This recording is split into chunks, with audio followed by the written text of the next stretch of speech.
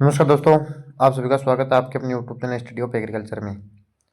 आज मैं इस वीडियो में बात करने वाला हूं आपका एग्रीकल्चर का जो सेकंड चैप्टर है जैविक खेती, उसके बारे में। उसके जो इम्पोर्टेंट्स क्वेश्चन हैं उनके बारे में हम इस वीडियो में चर्चा करेंगे। तो बिना टाइम वेस्ट किए हम अपना वीडियो स्टार्ट करते हैं। तो अपना जो पहला क्वेश्चन है वह है जैविक खेती की परिभाषा। आपको पता है कि जब चैप्टर का नाम ही जैविक खेती है तो आपको इसकी परिभाषा तो याद करनी पड़ेगी। अगर ये परिभाषा जैविक खेती की परिभाषा एग्जाम में बहुत बार पूछी गई है, 12th के एग्ज़ाम में बहुत बार ये आई है, एनुअल एग्ज़ाम में देख लो या वार्षिक एग्ज़ाम में देख लो, बहुत बार ये पूछी गई है। अगली अपनी है वो है FAO की फुल फॉर्म। FAO की फुल फॉर्म भी बहुत बार एग्ज़ाम में आई है। ये फुल फॉर्म जेट में भी कई बार आई है, पर अभी आप 12th की एग्ज़ाम दे रहे हो तो ये 12th के लिए भी बहुत महत्वपूर्ण है। अगला अपना जो क्वेश्चन है वह प्रमाणित जैविक खेती के बारे में बताओ। एक तो जैविक खेती होगी, एक प्रमाणित जैविक खेती। अगर प्रमाणित जैविक खेती के बारे में बताओ कि प्रमाणित जैविक खेती कैसे की जाती है, उसके बारे में हम आप बताओ। ये क्वेश्चन भी बहुत बार एग्जाम में पूछा जाता है। अगला जो इम्पोर्टेंट क्वेश्चन है वो है जैविक खेती की अवधारणाएं बताइए। जो ये क्वेश्चन है जैविक खेती की अवधारणा, ये बहुत बार एग्जाम में, हद से ज़्यादा बार एग्जाम में आया है। अगला जो अपना क्वेश्चन है वह है जैविक खेती के सिद्धांतों को बताओ। ये क्वेश्चन भी बहुत इंपॉर्टेंट है कि जैविक खेती के सिद्धांतों को बताओ, क्योंकि आपको पता है कि चैप्टर का नाम ही, जब टाइटल ही जैविक खेती है तो जैविक खेती के बारे में तो क्वेश्चन आना अनिवार्य है। अगला जो अपना क्वेश्चन है जैविक खेती का इम्पोर्टेंस बताओ या महत्व है, जैविक खेती का महत्व बताओ। आप सभी को पता है कि हम अगर जैविक खेती करेंगे तो भारत में जैविक खेती कर रहे हैं तो उसके क्या क्या महत्व हैं, किसानों के लिए क्यों उपयोगी है, उसके बारे में पूछा गया। अगला अपना जो टॉपिक है, सॉरी क्वेश्चन है, वो है भारत में जैविक खेती का भविष्य। भारत में जैविक खेती का भविष्य। आपको पता है कि अगर हम भारत में जैविक खेती कर रहे हैं तो भारत में क्या जैविक खेती संभव है, क्या क्या इसके भविष्य हैं, उनके बारे में बताओ। अगला जो अपना क्वेश्चन है 8वां, वो है जीवांश खाद क्या होती है। मतलब कि जीवांश खाद क्या होती है, मतलब जीवों से प्राप्त होती है वो जीवांश खाद है, इसके बारे में बताओ। इसकी परिभाषा याद कर लेना।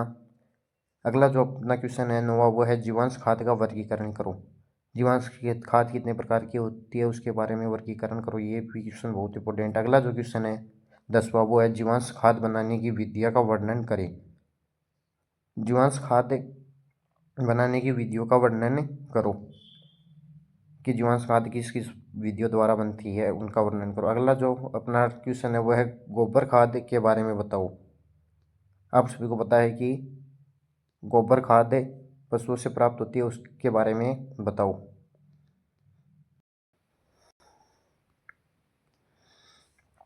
अगला अपना क्वेश्चन है गोबर खाद बनाने की विधियों के बारे में बताओ।